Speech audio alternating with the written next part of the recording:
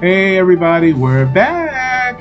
Yes, it's Powers and Panels. We were gone for 2 weeks, but we thank you for joining us. This is our second episode, and it is a huge one. It's actually a follow-up to our first one, which was a pretty big story 2 weeks ago, which was World War Hulk. That was a huge story in itself. This one, we feel much greater, much bigger story. This is the death of Superman. So it's pretty much as comic book stories go. They don't really get much bigger than this one. And we are excited to be here. Please like us. Please subscribe to us. We will unpack this story today. It is huge. Yes, that did happen. They did actually kill Superman a little while back in comic books. Again, I don't know if it was just a huge marketing stunt or if they just felt Superman just maybe needed to take a break. I don't know what was behind that, but it sold over 6 million copies. So, I mean, they knew what they were doing because the sales were crazy. People were in line to buy these comic books and these black bags. And it was a global story. It was crazy. But again, we're glad to be back. We got a 2-week break. We're back and we're going to unpack this one today. So please pull up a chair, put on your seatbelts. Slide back in your recliner, however you want to relax, and we will unpack this one for you as we're excited to be here again. I'm Blaze, and I'm waiting for my lovely co-host Zoey to join me as we will get into this unbelievable story. I mean, I'm still sometimes just think Superman actually died. He did. So I'm excited. How you doing, Zoey? Hello, Blaze. I am doing okay, thanks, and it's good to be back with another show. I think the one we have today is probably the biggest one we have seen in comic book history so far. Okay, I need everyone to stop what they are doing for a second, because I just want to pose a hypothetical. Hypothetically, what if Superman died? Like, not in a dream, not in an alternate timeline, not in a what-if story. I mean Superman, the Superman, the guy in the cape who stands for truth and justice and all of that, just gone, dead, in the pages of an actual comic book that millions of people bought off a real shelf at a real store. Because that happened. In 1992, DC Comics killed Superman. And people, grown adults, cried in line at comic book shops. The story made the evening news. The New York Times covered it. There was national mourning over a fictional character, and honestly, I understand it completely. Because it was not just a stunt. It was one of the most emotionally devastating stories ever told in superhero comics. Welcome to Powers and Panels, the show where we go deep on the greatest Marvel and DC stories ever told. I am Zoey, and I have already had to take 3 emotional breaks just reading the synopsis for today's episode, so I am handing this one straight to our friendly neighborhood comic book guy who knows a lot more about this than I do. Blaze, please tell me everything. The floor is yours. I will grab some tissues and will return later to give my take on this story. Take it away, Blaze.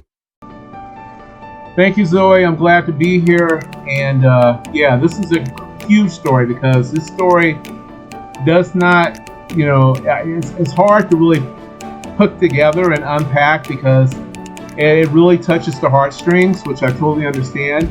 As the death of Superman is one of the most important comic book events in comic book history, and I do not use that word lightly. It permanently changed the relationship between readers and superhero comics, and it all started with the monster that nobody had ever heard of, this monster called Doomsday.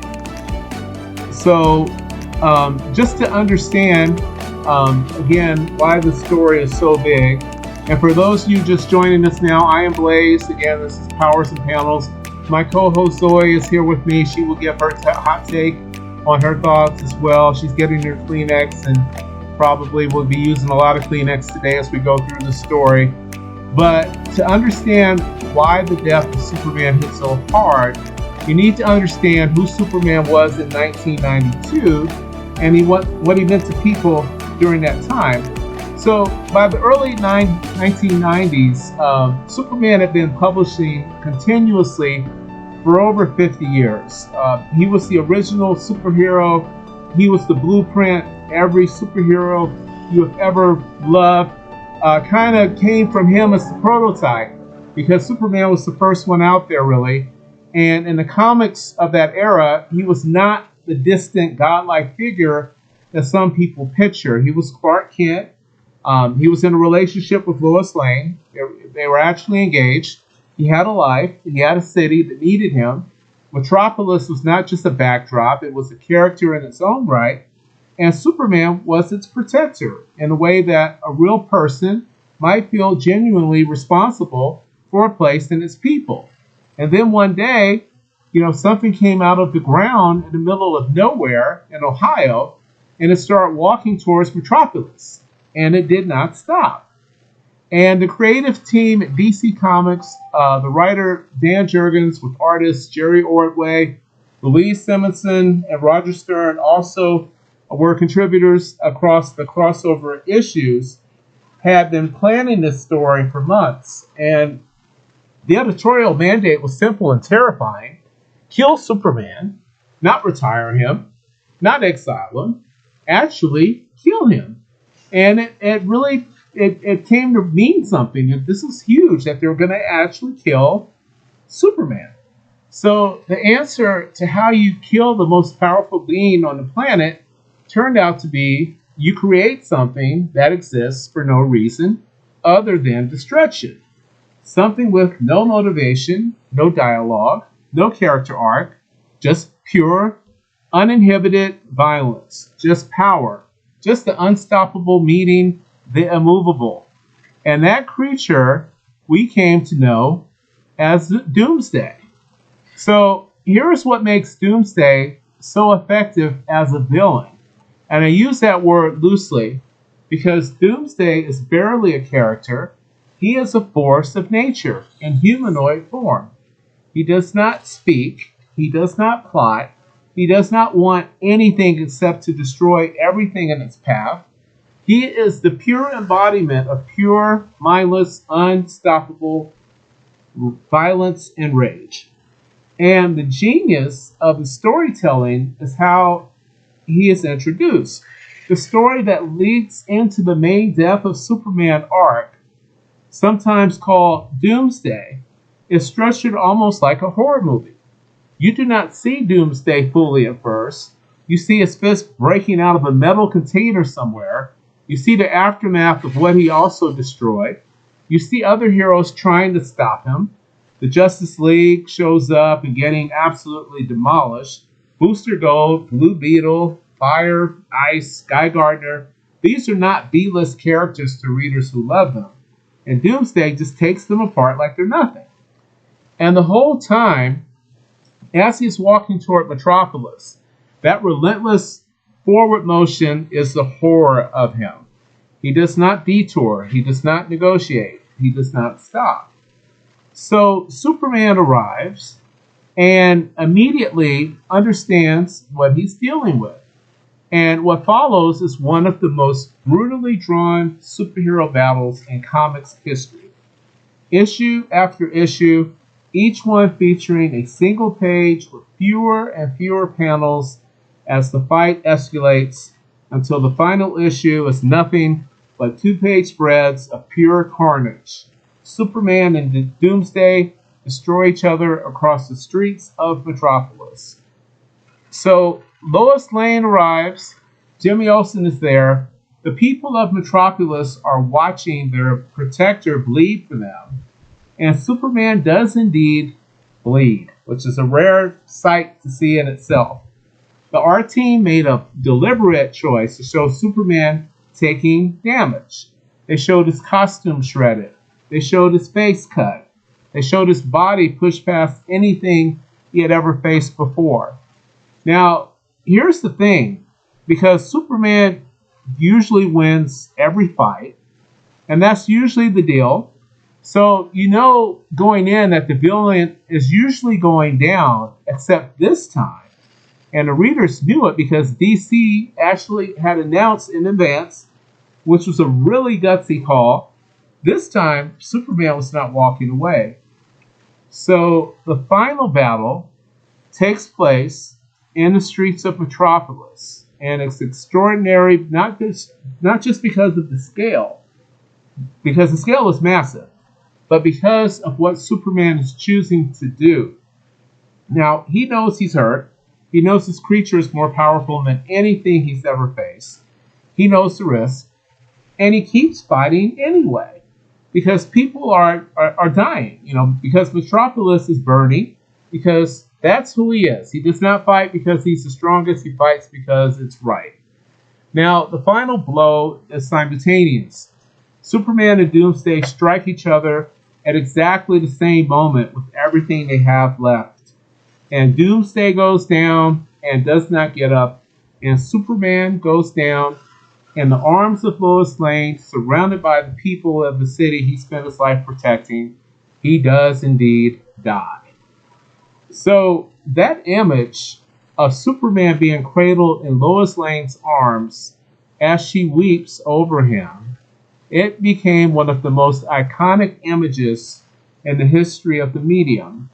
The Action Comics issue with the black poly bag, the blood on the cape, Lois saying his name, it is devastating every single time. And DC leaned into the mourning. They published a funeral. The President of the United States spoke. The heroes of the DC Universe gathered. Lois Lane gave a eulogy. And then the memorial in Centennial Park, a giant statue, a tribute to a man who gave everything.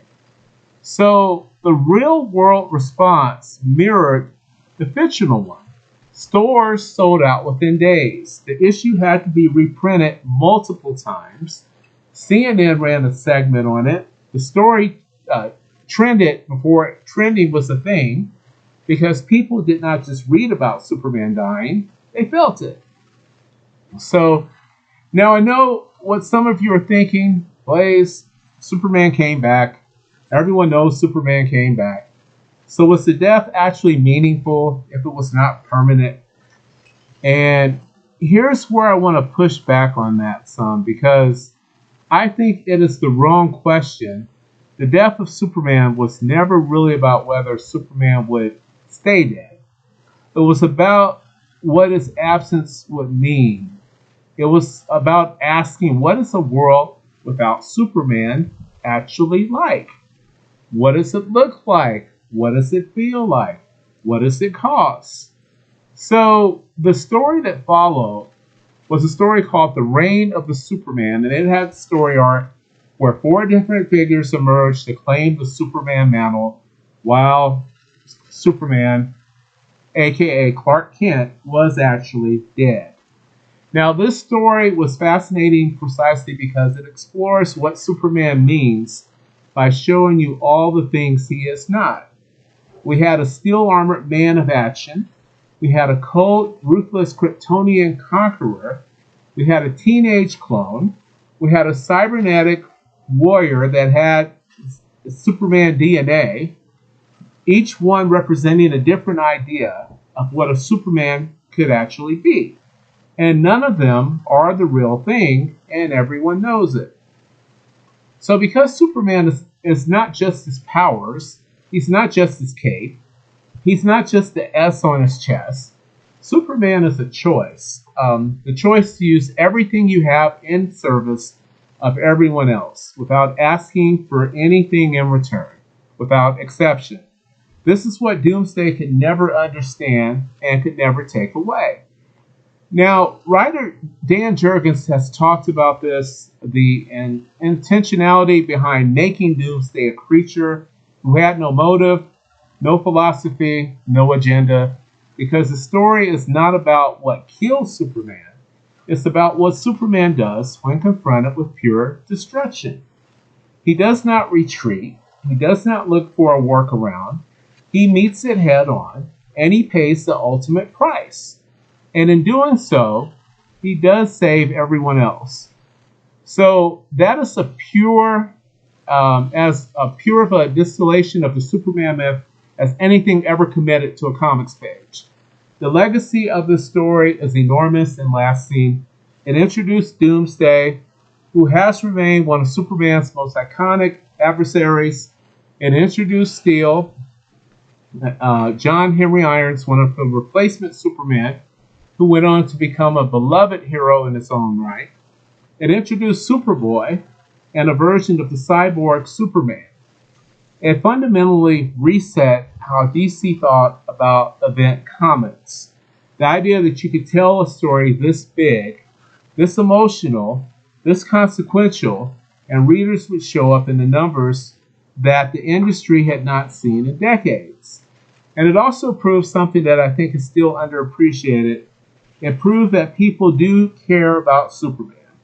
Not the concept of Superman, not a nostalgic idea of Superman, but this particular character, this unique character from Krypton, who has all these powers, and he's the Boy Scout, and he had these human feelings and human relationships. And when he died, people mourned, and when he came back, they celebrated. That is not a gimmick. That is storytelling that actually works. So if you want to read it, The Death of Superman is available as a collected trade paperback. And I would strongly recommend continuing with the follow-up, The Funeral for a Friend, and also Reign of the Superman collections to get the full story arc, because the individual issues also have a real artifact quality to them. That black poly bag, the memorial armband, and if you can find an original copy out there, hold on to it for a second and think about what it must have felt like to open this comic book for the first time back in 1992. Now I'm going to hand things back to Zoe for her take and our weekly listener question. So Zoe, please let us know your verdict, your hot take, and then also the question, our listener question for the week. We'd love to hear what your thoughts are. So please take it away, Zoe. Okay, so I need a minute. Because hearing Blaze describe Superman dying in Lois Lane's arms while an entire city watches, I am not okay. I am not even a little okay, and I stand by that reaction completely. So here is my hot take.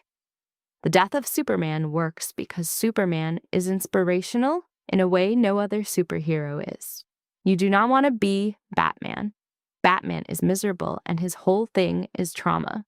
But Superman is who you want to be. That S symbol he wears across his chest means hope. He is what humanity could look like if we were just better, kinder, braver. So when he dies, it is not just sad. It is a referendum on hope. And I am not crying. You are crying. Here is this week's question. And I genuinely want to know your answer. Superman knew at some point during that fight that he might not survive. He kept going anyway. Do you think he made the right call? Should he have kept fighting or retreated, regrouped, and found another way, like maybe trying to send Doomsday to the Phantom Zone? Or something, I don't know. But we want to hear your thoughts on this. Drop your answer in the YouTube comments, and Blaze and I will read our favorites next episode. Back to you, Blaze, and please let our listeners know what's coming up with our next episode. Great job, Zoe. I love that question because it actually gets to the heart of what Superman is. Is he a tactician or is he a symbol? And I think the answer the comics give us is that sometimes you cannot separate those things. Thank you for listening to Powers and Panels. I am Blaze, she is Zoe, and we will see you in 2 weeks for episode 3. This one will also be a great one. I don't think anything will be anywhere as big as The Death of Superman, but this will be a great Batman story that we will bring to you called Nightfall, and we're excited about that one. and it will be worth the wait, and we can't wait to get back to you guys. I do hear the music coming, so that means we do have to sign out. So we hope you guys stay safe over the next couple of weeks. Please keep reading those comic books. Please subscribe. Please love us. Please like us. And we'll be back with some more huge stories we feel are not necessarily as big as this one, but some great entertaining stories that we can't wait to unpack for you. Until then, please keep reading. Please keep thinking. And remember that hope is not weakness. Superman proved it. Thank you.